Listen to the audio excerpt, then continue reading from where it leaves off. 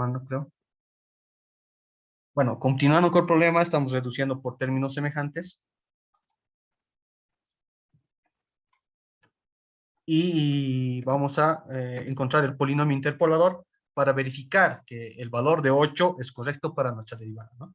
Entonces aquí términos semejantes. X al cubo solamente tengo 1, entonces voy a poner x al cubo. Después x al cuadrado, aquí tengo 5, aquí tengo menos 6. 5 menos 6 me sale menos 1, entonces menos x al cuadrado, ¿no? Menos x elevado al cuadrado, muy bien. Después los términos que solamente tienen x, aquí tengo 2 más 8 me da 10, menos 10 me da 0. Entonces, directamente viene el término independiente que sería más 6. Más 6. Ahora, verificamos si pasa por los puntos este polinomio. Entonces, podemos realizar una tablita, a ver. X al cubo menos x al cuadrado más 6. Muy bien. A ver, voy a pasar aquí al Excel. A ver, aquí tenemos que poner 0, 2, 4. Estos son los valores de x, ¿no? Hasta aquí, hasta el 10 era, ¿no? Esto es x. Se ve, ¿no? La pantalla del Excel. Y aquí va a estar el polinomio de Sí, x. sí. Ya, gracias. P de x. Entonces voy a programar esto para que sea igual que... a ver, esto... Bueno, lo voy a poner para no utilizar potencia directa multiplicado 3 veces. Menos... era menos x al cuadrado.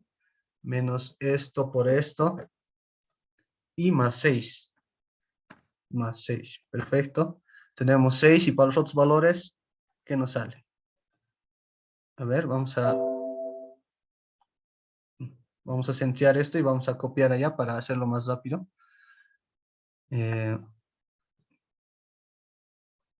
Copiar. Y a ver, aquí vamos a pegar.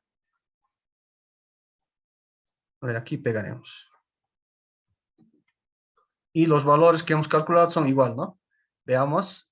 0, 6, 2, 10, 4, 54, 6, 186, 8, 454, 10, 906. Entonces está bien nuestro polinomio que hemos obtenido, ¿no? Ahí estamos la verificación. Y bueno, derivando ahora, vamos a derivar.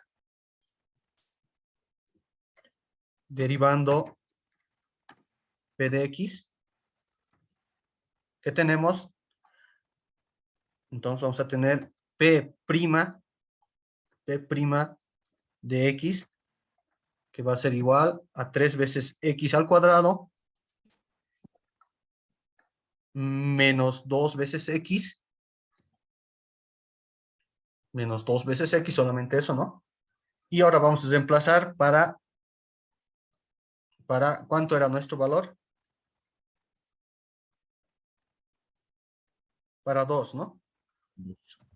Entonces va a ser 2, 3 por 2 al cuadrado menos 4. ¿Cuánto sale eso? 3 por 2 elevado al cuadrado menos 4. Me sale 8. Igual a 8.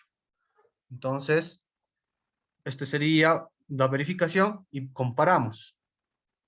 Comparamos con el otro valor que tenemos aquí y nos sale lo mismo, ¿no? Entonces está verificado que el valor está bien. ¿Dudas, preguntas hasta aquí?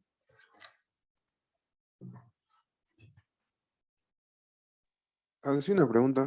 Sí, dígame. En la parte de verificación, el polinomio que colocó, esa parte no entendí o tengo mal escrito el formulario, porque aquí yo tengo que es delta cuadrado de f sub 0 por x menos x sub 0 por x menos x1 sobre 2 por h2. Ya, Esa está parte sí bien. Está bien, ya a está, ver, por vamos a aclarar esa parte. Voy a volver nuevamente a diferencias finitas. Esta es la ecuación. Bueno, a ver. Esta es la ecuación que deberíamos utilizar nosotros. A ver si un poquitito lo puedo agrandar. Es que está... este igual, ya de aquí debería estar, ¿no? P de nx estaría a este lado. A ver si lo reducimos un poco. Tal vez...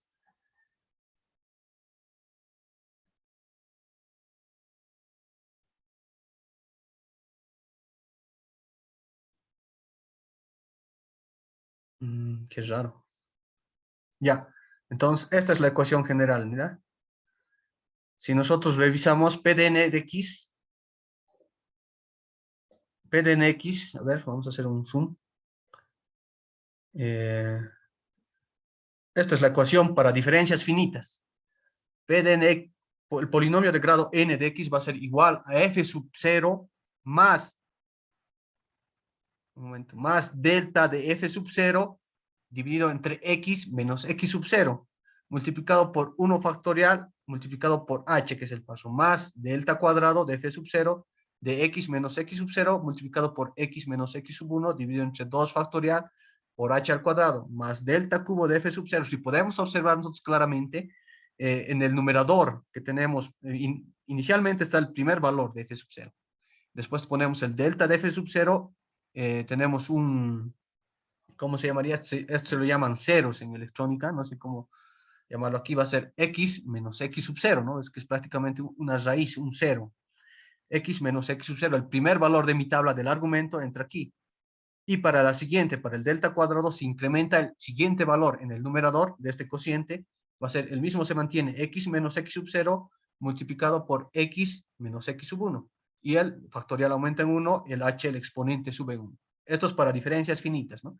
Más delta cubo de f sub 0, que es sale de la tabla, y en el numerador aumenta un término más del valor del argumento. Teníamos x menos x sub 0, x menos x sub 1, y aumenta x menos x sub 2, dividido entre 3 factorial, multiplicado por h al cubo. Entonces, esta es la ecuación que nosotros estamos utilizando para el problema en este caso, y es lo que he hecho, ¿no? Yo lo he hecho directamente porque esto ya hemos hecho hartas veces. X menos x sub 0 sería aquí, pero mi x sub 0, ¿cuál es? Es 0. Entonces, directamente reemplazar el valor. 1 factorial por 2 al exponente 1, que es h, ¿no? H para este caso es 2. Más delta cuadrado, que en este caso el delta cuadrado va a ser 40. Estamos utilizando estos primeros valores de la tabla para encontrar el polinomio, ¿no? Estos primeros valores utilizamos. 40 multiplicado por x menos 0. X menos 0 es lo mismo que x, por eso he puesto x directamente. Y aumenta un valor más del argumento, multiplicado por x menos x sub 1. Pero x sub 1, ¿cuál es? Es 2. Entonces le he puesto directamente 2.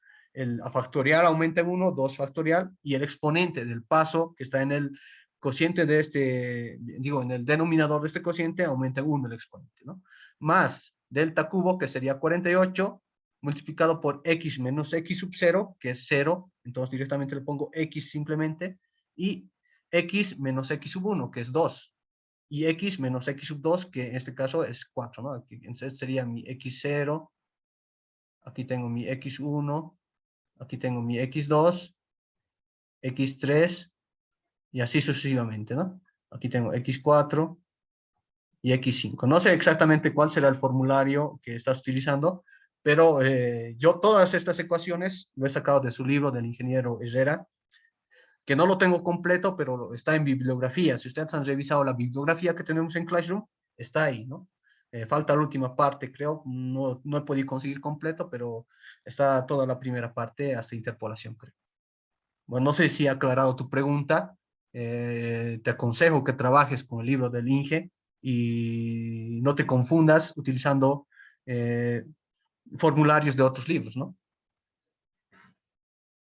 Sí, sí, lo entendí, Axi, solo que usted lo hizo más directo. Eso Sí, nomás no lo entendí. obviamente que lo he hecho más directo, porque esto ya habíamos pasado más antes en las clases, ¿no? Hemos hecho por partes. En este caso, ¿por qué ser específicos en algo que ya sabemos, ¿no? Entonces, directamente nos vamos a la solución más rápida, ¿no?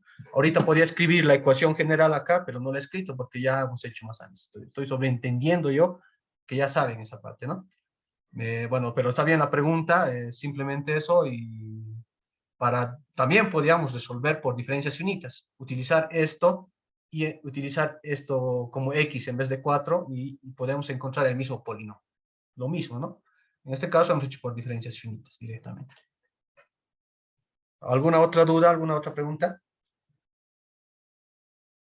Sí, una consulta. Sí. Hoy día al ingeniero no le entendí muy bien. Decía que no se puede calcular en los extremos la derivada, por ejemplo, en 8. Exactamente, exactamente, tienes mucha razón. Yo no puedo calcular la derivada en 0, acá. No puedo calcular la derivada en 0 y tampoco puedo calcular la derivada en 10. El valor, si yo tengo mi conjunto discreto de datos, el valor tiene que estar al medio de los valores, ¿no? Al medio de los valores. Yo no puedo utilizar, digamos, directamente que mi tabla empiece en 2. No puede ser, tiene que ser siempre en un valor intermedio, ¿no?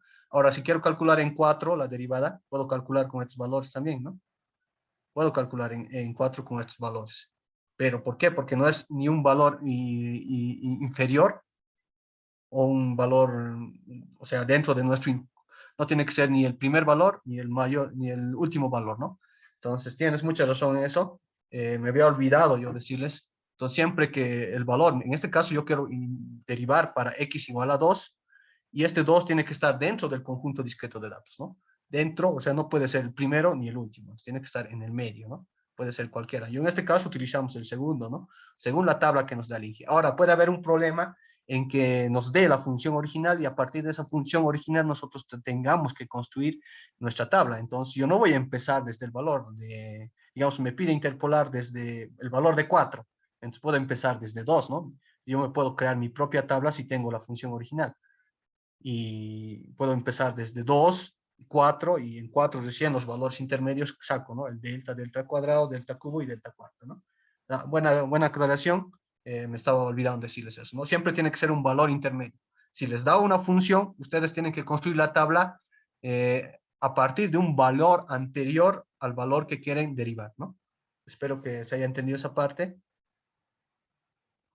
Y bueno, eso nomás por hoy. Bueno, a ver, otro problema no tengo porque el INGE, a ver, podemos revisar el examen final del anterior semestre. No sé dónde lo tengo, creo que es esta. Es el examen final del semestre que yo estaba. Y bueno, el primer problema es de propagación de errores. Yo le he dicho al INGE que no han llevado, dentro del informe que le he presentado, que no han llevado, posiblemente no entra, ¿no? Pero esto prácticamente es simplemente trigonometría, ¿no? Hay que encontrar los ángulos porque A y C son iguales. A y C valen 3 y su error es el mismo. Y B y D es 5 los dos y sus errores son los mismos. Entonces, por trigonometría podría encontrar los ángulos y a partir de eso puedo, por método del paralelogramo, como son vectores, puedo encontrar la resultante, ¿no? Y calcular el error por la propagación del error. En la pregunta 2 nos dice, indique los métodos que vimos en la solución de ecuaciones no lineales. Es una pregunta teórica. Entonces, ¿qué tienen que saber para esto? Tienen que, como no se permite formulario, tienen que saber de memoria todas las ecuaciones para los métodos que hemos visto en el primer tema, ¿no? Que es ecuaciones no lineales, ¿no? En ahí está bisección, falsa posición, Newton-Raphson segundo orden, secante, punto fijo, ¿no? Método Halley, método de Hobbes-Horner, no han llevado, pero hay bastantes métodos de ecuaciones no lineales. Después dice, realice un ejemplo de ecuaciones no lineales por el método que usa derivadas. Bueno, el que usa derivadas pueden ser el método de Newton-Raphson segundo orden, método Halley y Hobbes-Horner. Son los métodos que utilizan derivadas, ¿no? Pues, ustedes se dan una ecuación cualquiera y resuelven por eso. Eso es lo que pide el INGE, ¿no? Ahora, dibuje una tabla que tenga valores del argumento igualmente espaciados. Eso está fácil de hacer. Yo me puedo inventar una ecuación. Yo me puedo inventar, a ver, una ecuación cualquiera, a ver. Me puedo inventar, a ver, x al cubo más 2, digamos, ¿no?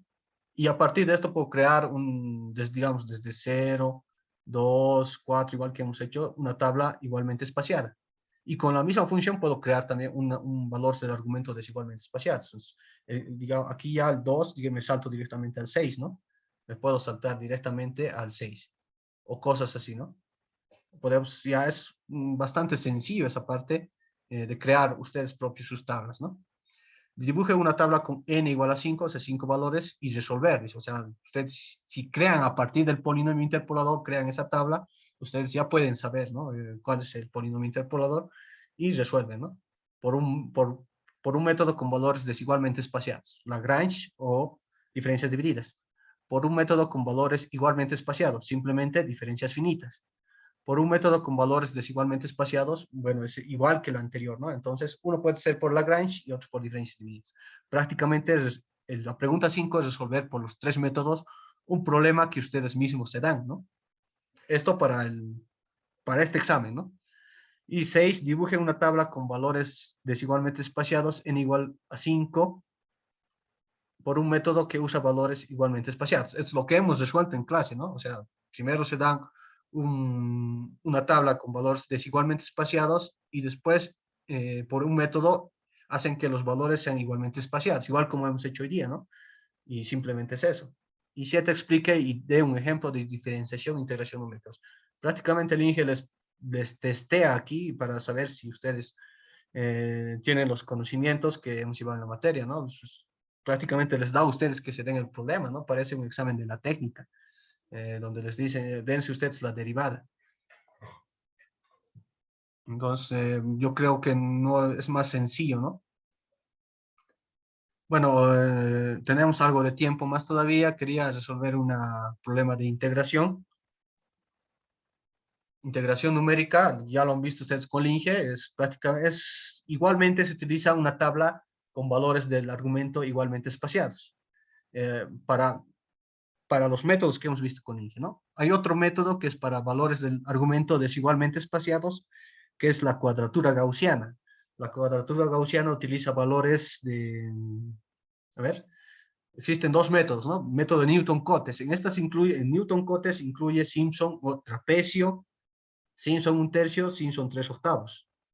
Y para la cuadratura gaussiana se utilizan los valores que se llaman factores de ponderación, que los llamamos W, y las abscisas, que se llaman Z, que están tabuladas estos, y lo pueden encontrar en cualquier libro de métodos numéricos, ¿no? Y también está aquí. Bueno, más abajo debe estar. El método de Newton-Cotes, ¿qué hace?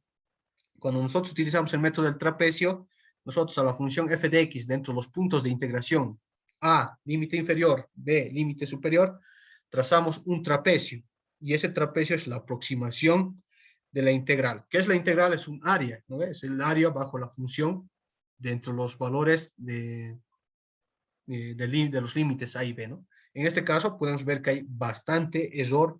¿Cómo se llamaría este error? Sería error por defecto, ¿no? Pues todo este negro es lo que hemos calculado, pero esta parte que no está achurada es el error, ¿no? Entonces el trapecio comete bastante error. El Simpson 1/3. Tenemos la función igual a,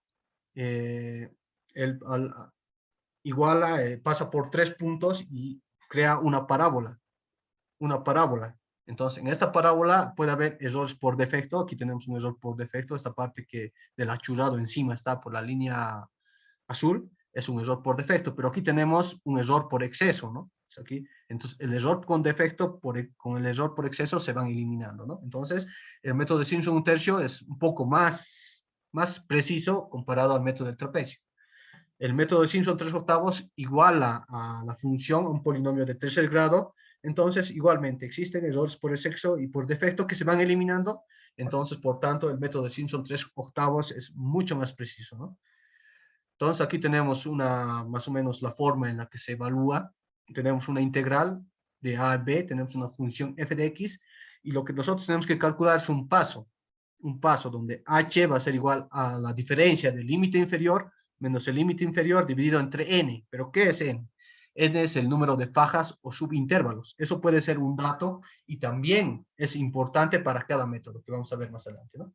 Entonces se crea la tabla a partir de este h, desde el valor inicial a, este x sub 0 es el valor de a, al valor de a lo sumamos h, vamos a crear x1, a este x1 lo sumamos h, vamos a crear x2, y hasta así vamos a llegar hasta b, ¿no? Hasta b, que es el último punto.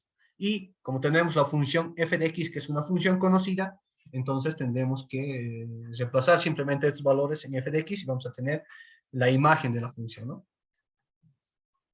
Y así, ¿no? Tenemos que, para cada método, para el trapecio, tenemos que saber identificar los valores de la variable independiente, o sea, la función f de x. La imagen, los valores extremos van a ser x sub 0 y x sub n, valores extremos para los 3 métodos. Trapecio, Simpson 1/3, Simpson 3/8. Para el trapecio solamente tenemos extremos y los diferentes abscisas o los siguientes valores van a ser resto de ordenadas. Todos los del medio, resto de ordenadas. Para Simpson 1/3 hay una condición. que el número de fajas, que es n, tiene que ser un número par. Entonces, este n seguramente tiene que ser 2, 6, 4, 8, un número par, ¿no? Entonces, el primer valor, como es x sub 1, va a ser una ordenada, vamos a llamar a la imagen, una ordenada impar. Y el siguiente, como es x2, va a ser una ordenada par. x3 va a ser una ordenada impar, x4 par y así sucesivamente, ¿no? Estamos en función de esto. Y para Simpson 3/8, el número de ordenadas tiene que ser múltiplo de 3. O sea, este xn puede ser 3, puede ser 6, 9, 12, 15, ¿no? 18, solamente es valores. Para otros valores de número de fajas o subíndices, el método Simpson 3/8 falla, ¿no? Entonces, hay que identificar cuáles son los restos de ordenadas y cuáles son las variables múltiplos de 3. En este caso, x3 es múltiplo de 3. Entonces, se lo pone como múltiplo de 3, ¿no? Y estas son las ecuaciones que nosotros vamos a utilizar. En primero, método trapezoidal. Tenemos la integral, el Inge lo llama a1 medio, que va a ser igual. Es la fórmula para el método trapezoidal, que va a ser h medios, h es el paso que nosotros tenemos, f de x sub 0 más f de x sub n, los valores extremos, prácticamente aquí están la sumatoria de los extremos, más 2 veces la sumatoria del resto de ordenadas, que aquí tenemos todo, la sumatoria de todas estas ordenadas, ¿no? Ordenadas es f de x. Y para esto, para el método trapecio, no importa el número de fajas o subíndices, que es n, puede ser par o impar, no nos interesa. Se sirve para cualquiera, ¿no? Método de Simpson 1/3 es lo mismo, el ingeniero lo llama a1/3, que va a ser igual a h3 multiplicado por la sumatoria de los extremos, f de x sub 0 más f de x sub n, más 2 veces las ordenadas par. Nosotros aquí habíamos visto las ordenadas par, ¿no? Entonces, ¿cuál es? x2 es una ordenada par, pero es su imagen de x2, ¿no? Aquí tenemos x4, f de x4 sería la ordenada par. Entonces, todo eso sumamos aquí dentro de esta ecuación, y más 4 veces las ordenadas impares. Entonces, aquí tenemos las impares, y es impares vamos a sumar. ¿Ya? Y para el método de Simpson 1/3, el número de ordenadas debe ser par. O sea, no, el xn no puede ser 3, ni 5. Tiene que ser un número par. O sea, puede ser 2, 4, 8, 6, ¿no? Aquí, método de Simpson 3/8, el Inge lo llama, aquí hay un error, hay 2 errores que yo he visto. El primer error es que aquí no debería ser a1 medio, debería ser aquí 3/8, ¿no? Por favor, eso corrijan ustedes, ya que he enviado ya esto y sin corregir, ¿no? Esta parte es de una edición del 2020. Aquí sería 3/4, no, 3/8, que va a ser igual a 3/8 de h por la sumatoria de los extremos, f de x sub 0. Aquí también hay otro error, aquí debería ser f de x sub n igual que arriba, ¿no? Es otro error que me he olvidado corregir. Pero ustedes, por favor, corrijan en este momento si van a hacer su formulario, más 2 veces las ordenadas múltiplos de 3, 2 veces ordenadas múltiplos de 3, para Simpson 1/3 verificábamos, ¿no? x3, una ordenada múltiplo de 3, x6, una ordenada múltiplo de 3, muy bien, más 3 veces el resto de ordenadas, los que no son múltiplos de 3, ¿no? Exceptuando los valores extremos, ¿no? Y para Simpson 3/8, el número de ordenadas debe ser múltiplo de 3, perfecto. Entonces tenemos todo eso. Y aquí tengo unos ejemplos que lo pueden verificar, lo pueden revisar. Aquí nos da una integral, ya sabemos que a vale 2, b vale 4, tenemos la función f de x, aquí está aquí, y el número de fajas que me dice es 8 fajas. Puede decirme el número de fajas, si no me dice el número de fajas, yo tengo que estimar, ¿no? Entonces, primero, paso 1, calculo el paso. h, b menos a dividido entre n. 4 menos 2, 8. El paso 0.25. Entonces, el primer x va a ser 2. El x sub 1 va a ser 2.25. El x2 va a ser 2.5, ¿no? Aquí está, todas las ecuaciones está explicado aquí claramente, mejor dicho. Y después, en el paso 3 y 4, se crea la tabla a partir de los valores de x, y reemplazamos en la función f de x, que tenemos aquí, que es x al cubo menos logaritmo de x dividido entre 2 menos x, ¿no? Reemplazamos, obtenemos estos valores y identificamos, ¿no? Para el trapecio, este es un valor extremo, ordenada extrema y resto de ordenadas. Reemplazamos en la ecuación, aquí está reemplazando en la ecuación en el paso 5, y directamente me sale una constante y me dice que la integral es 616.84043 por trapecio, ¿no? Cuando más es el número de fajas o subíndices, es más aproximado, ¿no? Ahora, analíticamente puedo yo resolver por los métodos practicados en cálculo 1, yo resuelvo la integral y me sale 609.6012. Puedo calcular el error de la integración por este método. Va a ser la integral aproximada menos la integral real, y el error me sale 7.23924, ¿no? Como sabemos, el método del trapecio estima a la función dentro de un trapecio y comete bastante error en este caso va a ser un error por exceso, ¿no? Está creando un error por exceso. ¿Por qué? Porque la integral aproximada es mayor a la integral real, ¿no? Entonces hay un error por exceso. Aquí otro ejemplo 2, que es igual problemas de exámenes algunos, pero estos son del ingeniero Echeverría, ¿no? Nos da n igual a 8 fajas, tal vez del Inge va a ser un poco más sencillo, no sé. Lo mismo, en este caso por Simpson un tercio, ¿no? Lo mismo, el mismo procedimiento, aquí ya identifico. Estos son los valores extremos, son para Simpson un tercio las ordenadas impar. Este es mi x1, entonces una impar. Este es mi x2, entonces una ordenada par. Este es impar, par y así sucesivamente, ¿no? Reemplazo en la ecuación, que va a ser el paso es pi octavos. Entonces reemplazo en la ecuación, como hemos dicho, 2 veces la sumatoria de las ordenadas pares y 4 veces la sumatoria de las ordenadas impares. Solamente es ordenar toda esta información tabular dentro de la ecuación y integramos, acercamos la integral aproximada y nos sale 5.26. Analíticamente resolviendo por los métodos directos que hemos aprendido en cálculo 1, me sale 5.26803. Si pueden ver, la integral aproximada es casi igual a la integral analítica, ¿no? Entonces, la integral o la integral real, ¿no? Entonces, el error que tenemos para Simpson un tercio es menor, es 0.003. Es una muy buena aproximación para este método. Y esto es para n igual a 8. ¿Qué pasa si utilizo un n igual a 16? Seguramente va a ser mucho más cercano, ¿no? El valor. Y esto es por 3 octavos, otro problemita. Para este caso, n tiene que ser múltiplo de 3. En este caso, n igual a 6. No puedo utilizar 8 porque me va a generar un error. N tiene que ser múltiplo de 3. Entonces, calculo el paso, me sale un sexto.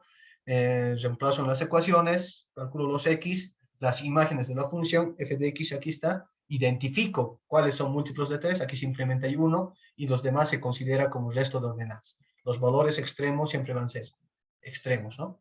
Aquí también sería extremo. Aquí hay otro error. Este valor sería extremo, ¿no? Reemplazo en la ecuación y me sale 6.91, 353 ordenando, ¿no?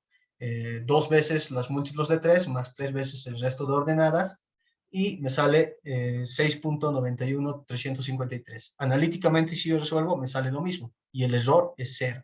Eso quiere decir que Simpson 3 octavos es mucho más próximo, es mucho más acertado que los otros métodos que hemos visto, el trapecio y Simpson un tercio, ¿no? Pero si se aumenta el número de fajas, o sea que si crece n, el error va bajando. Pero ¿hasta qué punto? Aquí tenemos un comportamiento del error. Estamos haciendo una tabla del error porcentual versus el número de subintervalos, ¿no? Entonces yo puedo utilizar cualquier valor de n. Puedo utilizar, como ustedes pueden ver, aquí está en 0. Tengo un error aquí que es casi 10, ¿no? Casi 10 a la 1. Y si yo voy aumentando el valor de n, digamos 100n, el valor de mi error ya es 10 a la menos 3, casi aproximada, ¿no? 10 a la menos 3 es una buena aproximación. Si aumento el número de subintervalos, 200, tengo casi 10 a la menos 4. Casi 10 a la menos 4. Es decir, que el error está bajando. Pero hay un punto casi aquí entre 500 y 600 donde el error es mínimo, y si yo tengo un número de subintervalos mayor a 600, ya va a generar otro error. Todo este error que tenemos aquí es error por truncamiento, es el error del método. Pero si nosotros utilizamos tantas operaciones matemáticas y utilizamos un n igual a 500, vamos a generar un error por redondeo que va a ir aumentando a medida que vayamos aumentando el valor de n, ¿no? Entonces hay un punto óptimo del n para calcular que va a ser entre 500 y 600. Eso es lo que nos dice esta figura, ¿no? Bueno, no hemos podido resolver un problema más. Bueno, aquí hay otro problema que es igual de teoría. Y lo vamos a resolver la siguiente clase, que vamos a pasar el día viernes. Bueno, el día viernes no sé si vamos a pasar presencial. Como les había dicho, yo he tenido un accidente y no me encuentro muy bien ahorita, apenas estoy caminando y se me hace un poco difícil venir a la universidad. Pero a ver, esperemos a ver, el viernes les confirmo si vamos a pasar presencial o virtual, ¿ya? Si hubiera dudas, preguntas hasta aquí, por favor revisen todo lo que he enviado al Classroom. Si hubiera dudas, escríbanme. Hay algunos errores que les he aclarado en esta clase. Los videos los voy a subir lo más rápido posible al Classroom y estaríamos quedando aquí. Si tuvieran dudas, ahorita es el momento.